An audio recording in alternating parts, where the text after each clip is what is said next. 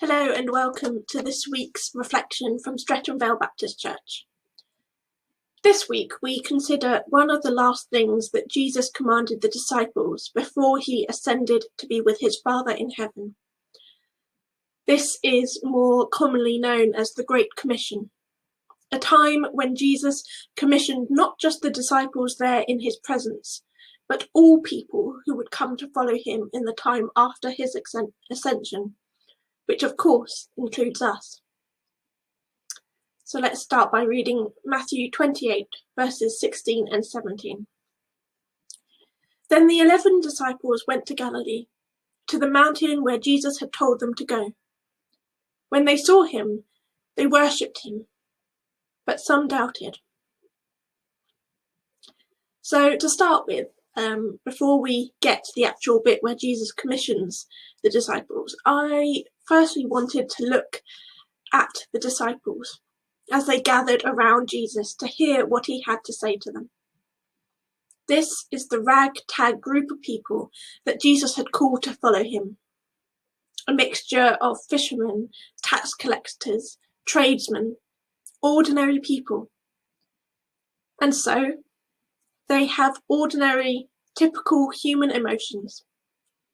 We are told they gathered together in Galilee and they headed to the mountain that Jesus had told them to go to. Bear in mind that this is not long after the events of Easter. They are still reeling from everything that has happened. And Jesus comes to them again as they stand on that mountain. And we are told that when they saw him, they worshipped him, but some doubted. It might seem a bit strange to be told that some doubted, but actually it is just very human, a very real response. It shows with honesty the struggle that the disciples were going through. The Greek word used that we translated as doubted actually refers more to hesitation, indecision, rather than sort of outright unbelief. And so it is completely understandable that some of the disciples would be finding it difficult to comprehend all that had happened to them. Let me just take you into their mind for a moment, or at least how I imagine they might have felt. I'm still struggling to totally believe and understand what has happened.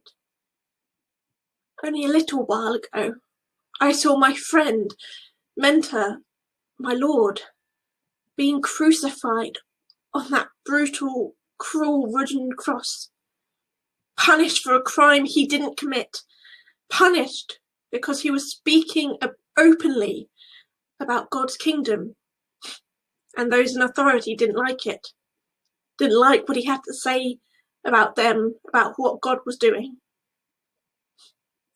I keep playing the images from that time in my head, those moments in the garden where I fell asleep instead of staying up to pray as I was asked.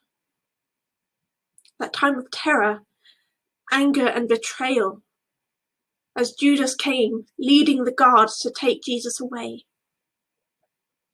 And then seeing Jesus tortured, bloody from the whip marks, being marched through the streets and hung up on a cross.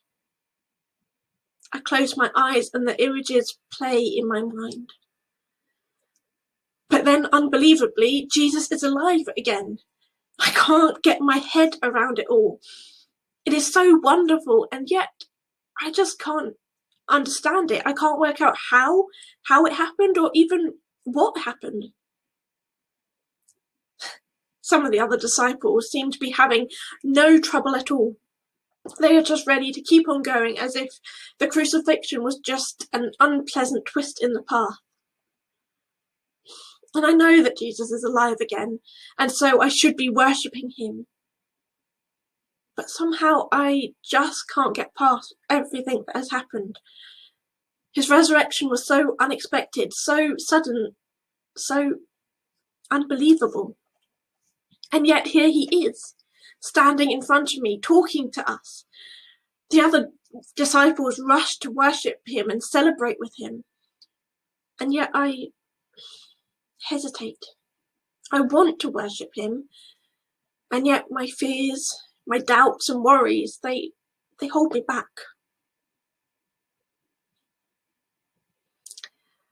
So I really appreciate the honesty with this passage, that sometimes it is difficult to come before God and worship because our worries and our doubts hold us back. I've been in quite a few conversations recently where a similar sense of wanting to worship God but feeling unable to has been expressed. For these people, the struggles of their current situations, the pain, particularly of this last year, is holding them back. Perhaps this is a feeling that you can resonate with. Choose this moment to let go of those things, those feelings, not to push them aside or pretend that they don't exist, but to let them go and give them to God. Tell God exactly how you're feeling, exactly what is going on. Let him handle your pain, your fear, your doubts. He is big enough to carry all those things for you. Because the reality is that worship and doubt are not mutually exclusive. We can still worship God even when we are finding things difficult and are full of doubts and fears and worries.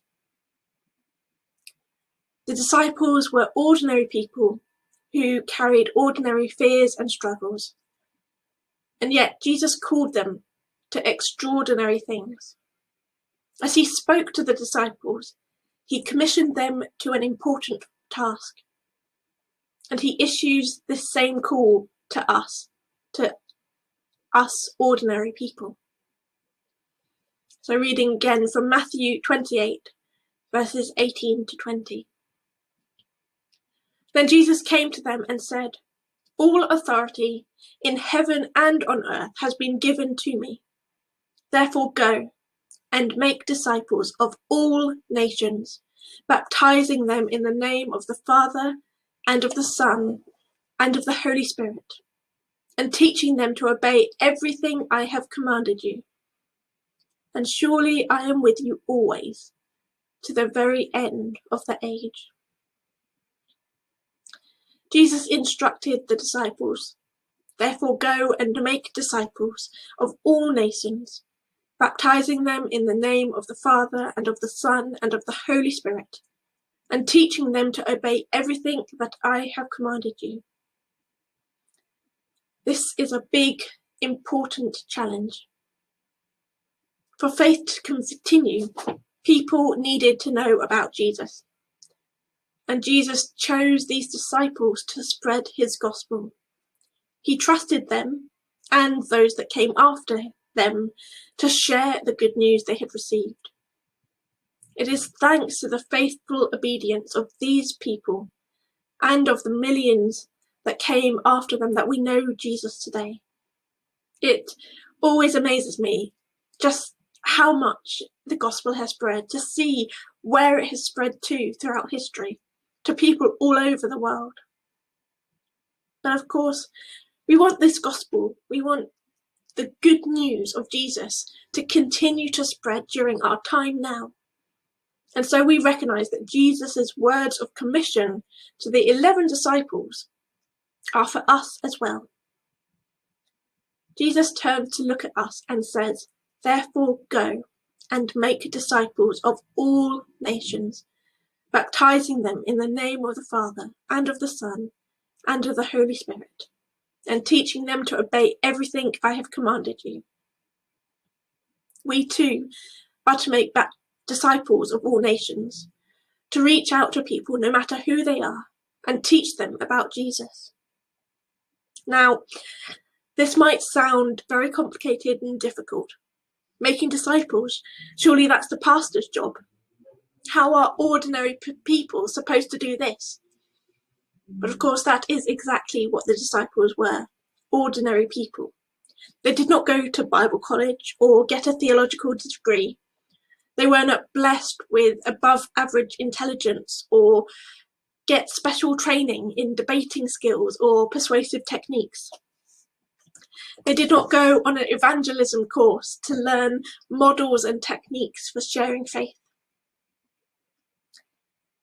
The disciples did not need to receive anything other than the Holy Spirit. We often make the task of sharing our faith into a much bigger challenge than it needs to be. Jesus said to his disciples, "All authority in heaven and on earth has been given to me." And then he promised, "Surely I am with you always, to the very end of the age." We don't need special evangelism tools because Jesus, who has all authority in heaven and on earth, promises to be with us through the Holy Spirit every step of the way. Every conversation we have about our faith and our relationship with God is guided by the one who has all authority on heaven and earth. Having this is far better than any special persuasive arguments or debating skills. And evangelism is just that, having a conversation about our faith. As followers, disciples of Jesus, faith touches every aspect of our lives and permeates our entire beings. This means that any conversation could be a potential chance to witness to someone about the difference our faith makes in our lives. Even a simple trip to buy something from the corner shop, or a visit to the doctors, or a walk in the park could be an opportunity to share your faith with someone. The famous phrase, supposedly attributed to St. Francis of Assisi, "Preach the gospel at all times, and when necessary, use words." It's a useful phrase because it reminds us that our entire lives should reflect the faith that we have. However, it's not so helpful because we do need to remember that it is very often necessary for us to also use our words.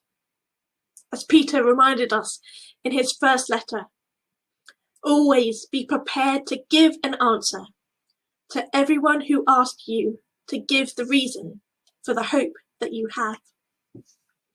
Jesus commissioned us to go and make disciples of all nations. So we need to be prepared to speak of him to those we meet, no matter who they are or where we meet them. So as we come to the rounding off of our reflection today, let us stop and think about how Jesus calls to us, even when we are doubting and we are fearful. He calls us to worship him, and he calls us to tell of his great deeds to those who need to know about him, to everyone we meet.